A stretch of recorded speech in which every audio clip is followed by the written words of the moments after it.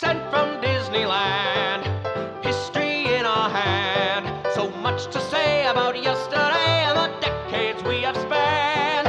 Postcards from the park, this journey will embark. See what has changed and what remains on Sent from Disneyland. Sent from Disneyland. Welcome to the Sent from Disneyland podcast. Here age relives fond memories of the past. If it's your first time joining us, welcome. On this podcast, we'll take a journey into the past and explore Disneyland, Disneyland history, and more, with mementos, snapshots, souvenirs, and postcards sent from Disneyland, from 1955 to the present. Let's start by thanking my patrons from Patreon.com. You can join in at any level to support the show and receive snail mail from my trips to Disneyland and from my desk, plus some sneak peeks and bonus content. Special thanks to Random Olive, the first patron to this podcast, and to the rest of the e-ticket patrons, Tania, Eric Daniels, Monica Seitz Vega, Bill Dreffel, Scott Cagle, Russ Romano, Michael and Christina Cross, Angela Reynolds, and Sheila Harry. C-ticket patrons Serious Inquiries Only, Debbie Weinstein, Jennifer Schneep, Grace Coate, Patty Wolin, Ben and Noel Bruning, and Greg Gorley. B-ticket patron Joshua Bell, and to the A-ticket patrons Elise Sharp, Zealot Infinity, Alexis Robles, Angel DeBlock, Daps Magic, and the Beyond the Railroad podcast. I am your host, your post-host Clocky, and today we have 2 postcards sent from Disneyland. The front of our first postcard has Sleeping Beauty Castle with guests walking on the drawbridge and on the right side of the castle, on the original paths. If you look closely, you can see the top of King Arthur's carousel, and at the bottom center of the postcard is a red fire hydrant. On the back it reads, Fantasyland. The land of enchantment lies beyond the drawbridge guarding the entrance to Sleeping Beauty's castle at Disneyland. Beyond the castle, Fantasyland comes to life with gay rides in the Disney fashion. It's not postmarked and has no postage stamp. Based on the postcard, which is an original Disneyland P-card, let's assume they visited the park 70 years ago today, Tuesday, August 30th, 1955, when park hours were from 10 a.m. to 10 p.m. The weather was a high of 83 and a low of 58. Park attendance that day was 20,117. It's addressed to Mrs. Klein. It reads, Dear Mrs. Klein, we are in Los Angeles now, in the bus, and heading for San Diego. That is why my handwriting is so jumpy. We are having a grand time. Love, Kathy. This week I thought we'd take a deep dive into Disneyland pennants. Let's start by looking at the history of these triangular flags. One of the first uses for pennants is in the Middle Ages, and they were for displaying the crest or motto, or could be an ornamental piece along with other full flags with coats of arms. These pennants could be complete triangles, a tapering pennant which would be a short pennant with the tail end cut off, or a swallowtail pennant with 2 points looking like the end of a bird's bifurcated tail. Another early use of pennants came from naval ships using the pennants to communicate between ships. The triangle shape was easy to differentiate from the rectangular flags. The patterns of the flags could communicate a quick message. Sailors would use pennants to relay numbers, using the pennants with different images or color combinations. During the 19th century, yacht clubs assimilated the pennant to signal from one boat to another what club where they were a member.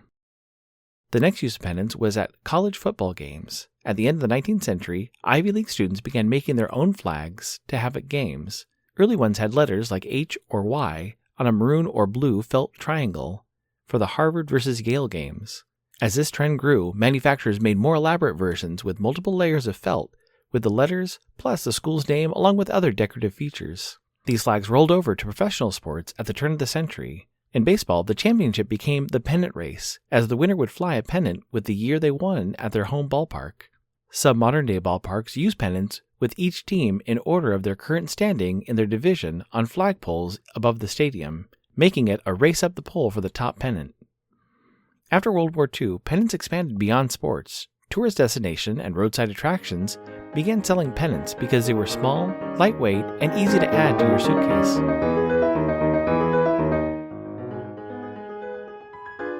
Add some flair to your mail by checking out stamps at Enfield Post. You can explore different stamp options on our Etsy site, grab some great deals by following EP Sunday Sales on Instagram, or create something special and have her design a stamp array for your invitation or celebration.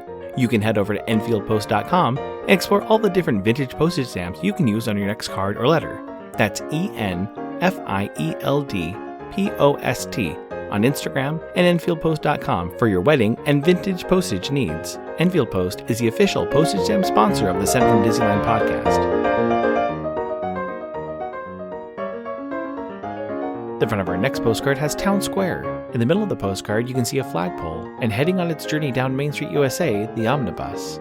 On the back it reads, Town Square, Main Street. Main Street Town Square represents a typical small town in the early 1900s, where the gas lamp is gradually being replaced by electricity, and the plodding horse-drawn streetcar is giving way to the chugging horseless carriage. It's postmarked May 26, 1971, with a Fullerton, Help Goodwill Industries, Help the Handicapped, Cancel, and a 6-cent Eisenhower postage stamp, Scott number 1393. I assume they visit the park on Sunday, May 23, 1971, when park hours were from 8 a.m. to 7 p.m. The weather was a high of 71 and a low of 51. It's addressed to Mr. and Mrs. Fred Robinson and family of Newfane, Vermont. It reads, 5/25/71. Hi all, had a ball at Disneyland. Went to Knott's Berry Farm today and to the beach for a while. Now I've swam in both oceans. We're going to head for Frisco tomorrow afternoon. We'll be in Vermont this weekend. Hope to see you all. Love, Wally and Jane. Now that pennants have become popular souvenirs in the late 40s, they are primed to be sold at Disneyland in 1955. Two of the early pennants I have in my collection include a blue pennant with the classic Gothic font in yellow reading Disneyland.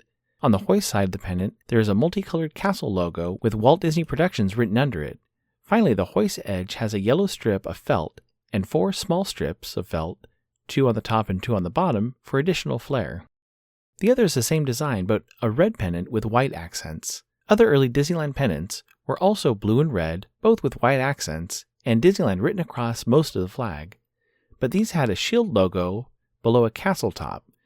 The shield was split into 4 quadrants, with 4 representations of 4 of the Disneyland lands.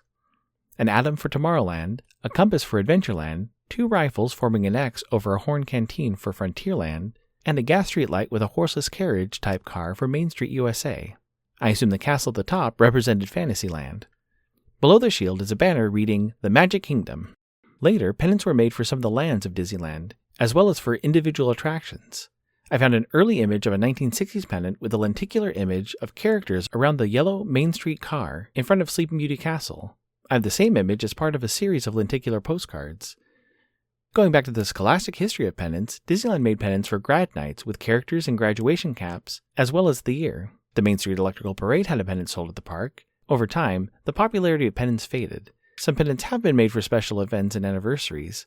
On top of one made for the 10th Centennial, there was one made for the 30th anniversary, as well as the 40 Years of Adventure anniversary. Around the same time, pennants were made for Splash Mountain and Star Tours. I have seen and purchased pennants that were created for Disney's California Adventure in the early 2000s.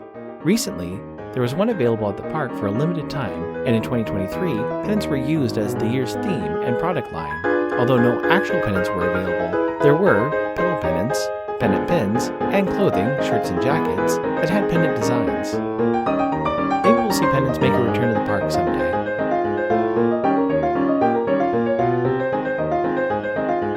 My incoming postcard is sponsored by the Art Throwdown. Art Throwdown, or ATD, is a craft hour on Instagram, starting at 9 p.m. Eastern or 6 Pacific. Art Throwdown is a wonderful community of artists who love to share their craft, from creating sticker postcards and coloring techniques to intricate paper cutting and unique crafting. It's always a treat to watch a show and occasionally get some one-of-a-kind postcards from the group. Each host brings something a little different to each show. I'll list some of the regular hosts, or you can follow Russ Romano 2021 on Instagram. The front of my incoming mail is a yellow bubble mail pouch envelope with my address and a USPS tracking label sticker. It's postmarked August 22, 2025, with a Prospect Heights, Illinois Retail Advantage printed postage stamp. Inside it reads, Hey Clocky, Russ brought some postcards to the ATD meetup. We tried to divide some of them up for those who could not attend. Take care, Kristen. Thank you so much for the postcards, Kristen, Russ, and all the Art Throwdown members who made it to Chicago. I was jealous at home at all the fun times you had. I wish my Chicago trip would have aligned and allowed me to stay for a few extra days to join in on the fun. Thanks for thinking of me, and I'm excited to send these postcards out from my desk. This is something I've been meaning to do for the past month and upcoming month while I'm not traveling. I'm happy to see ATD is still strong after all these years. I mention them in an ad every episode, but be sure to follow some of them linked in the episode description. I know current Instagram rules require 1,000 followers to go live, and we're trying to get Jim back up to that number.